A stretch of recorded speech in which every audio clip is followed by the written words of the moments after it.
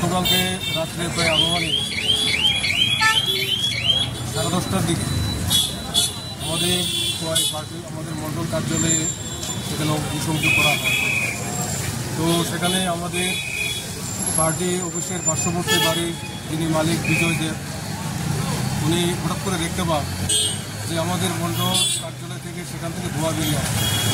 তো উনি সবাইকে সঙ্গে সঙ্গে শুরু করেন, আমাদেরকে ফোন করেন, আমরাও সঙ্গে সঙ্গে আমরা আসি।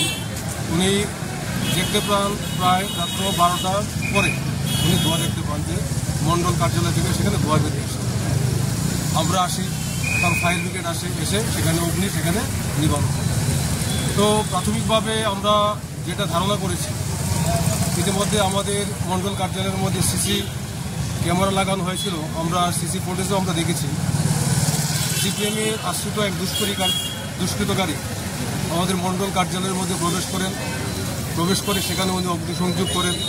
তো আমরা আইনের দ্বারস্থ হয়েছি, আইনের প্রতি আমাদের যথেষ্ট বিশ্বাস এবং ভরসা আছে যে উনি আমাদের প্রশাসন এটা ভালোভাবে দেখবেন যে যারা এই অগ্নিসংযোগের সঙ্গে যুক্ত তাদেরকে যাতে অ্যারেস্ট করা হয়, আমরা প্রশাসন দ্বারস্থ হয়েছি। তো আজকে এই ঘটনার পরিপ্রেক্ষিতে এখন আমরা একটা বিক্ষোভ মিছিলে সামিল হয়েছি। যে আপনারা জানেন যে গতকালকে সন্ধ্যার সময় আমাদের প্রতিপক্ষ রাজনৈতিক দল কমিউনিস্ট পার্টি আমাদের খোয়াই শহরে একটা বিক্ষোভ মিছিল তারা করে, এবং এই মিছিলে যারা বক্তব্য রেখেছিলেন তারা সেখানে উস্কানিমূলক বক্তব্য রেখে বিভিন্ন ভাষায় তারা ভারতীয় জনতা পার্টিকে কালিমা লিপ্ত করার চেষ্টা করে। তো আমাদের ধারণা এখানে যে উস্কানিমূলক বক্তব্য কমিউনিস্ট পার্টি রেখেছেন তারই পরিপ্রেক্ষিতে তাদের দলের ক্যাডার, তাদের আশ্রিত যারা গুন্ডা, তারা সেদিন গত রাত্রে আমাদের পার্টি অফিসের মধ্যে অগ্নিসংযোগ করে। তো আমরা প্রশাসনের কাছে আমাদের দাবি থাকবে যে যারা এই অগ্নিসংযোগ কাণ্ডের সঙ্গে যুক্ত তাদেরকে যাতে অবিলম্বে গ্রেপ্তার করা হয়।